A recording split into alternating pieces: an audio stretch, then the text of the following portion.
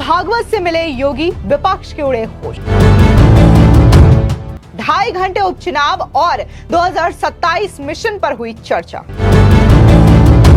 BJP के साथ UP में चुनाव की जमीन मजबूत करेगा आरएसएस। यूपी उपचुनाव में लागू होगा हरियाणा वाला फॉर्मूला।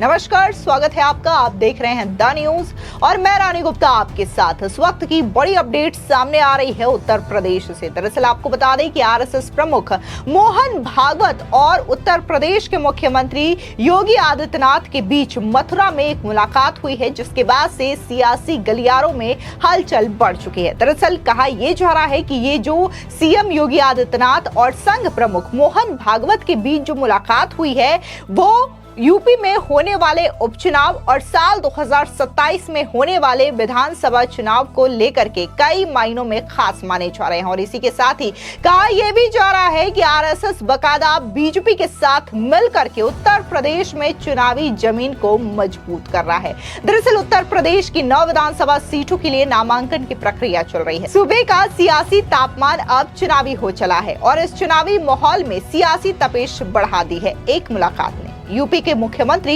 योगी आदित्यनाथ और राष्ट्रीय स्वयंसेवक संघ के प्रमुख मोहन भागवत की मथुरा में मुलाकात हुई है। औपचारिक रूप से इस मुलाकात को लेकर के यही कहा जा रहा है कि सीएम योगी ने संघ प्रमुख को महाकुंभ में आने का न्योता दिया है। दरअसल 45 मिनट तक चली इस मुलाकात के दौरान बात क्या बस महाकुंभ के न्योते तक ही सीमित रही है? ये दरअसल सवाल जो है लोगों के जहन में उठ रहा है, क्योंकि यहाँ पर भले ही कहा जा रहा हो कि योगी आदित्यनाथ ने मोहन भागवत से मिलकर के उन्हें महाकुंभ का न्योता दिया हो, लेकिन लोगों का जो राजनीतिक विशेषज्ञ हैं उनका ये कहना है कि ये सिर्फ न्योते तक ही सीमित मुलाकात नहीं हो सकती है। दरअसल यूपी के सीएम योगी आदित्यनाथ की संघ प्रमुख के साथ ये मुलाकात करीब 45 मिनट तक चली है। बेहद अहम मानी जा रही इस बैठक में सूत्रों के मुताबिक सूबे की सियासत पर भी चर्चा हुई है।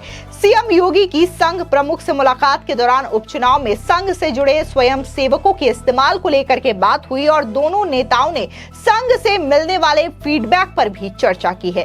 सूत्रों का कहना है कि संघ प्रमुख ने सीएम योगी को आश्वस्त किया है कि स्वयं सेवक हरियाणा की तर्ज पर उत्तर प्रदेश उपचुनाव में भी बीजेपी के साथ कंधे से कंधा मिलाकर चलेंगे और पूरी तरीके से मदद करेंगे। दरअसल उत्तर प्रदेश के 9 सीटों के उपचुनाव को सीएम योगी ने अपनी नाक का सवाल बना लिया है। उपचुनाव सीएम योगी की लोकप्रियता का लिटमस टेस्ट माने जाने लगा है। कहा यह भी जा रहा है कि यह उपचुनाव पूरी तरीके से सीएम योगी का चुनाव है।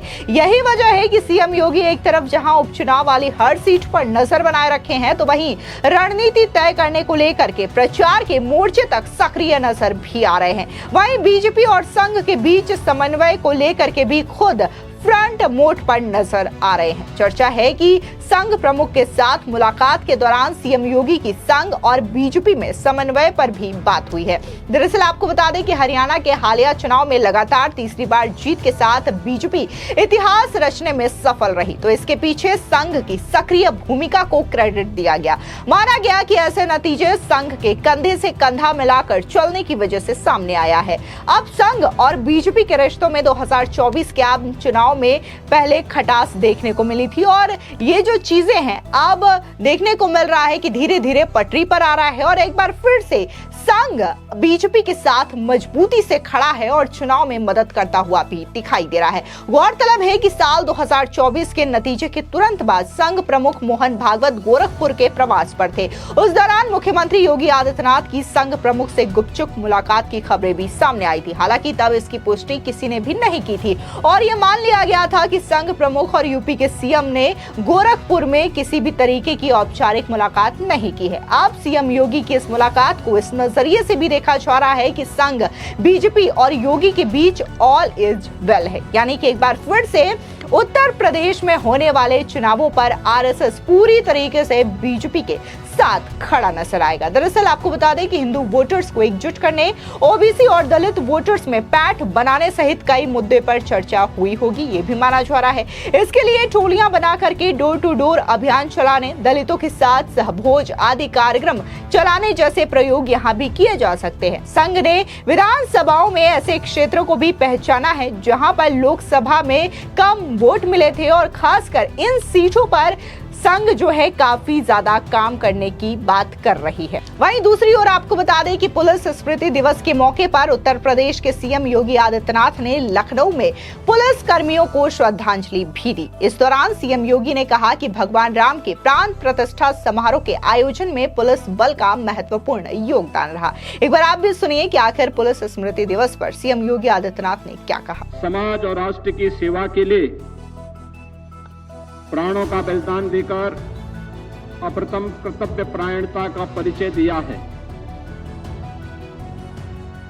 वर्ष 2023-24 में कर्तव्य की वेदी पर अपने प्राण न्यौछावर करने वाले शहीदों में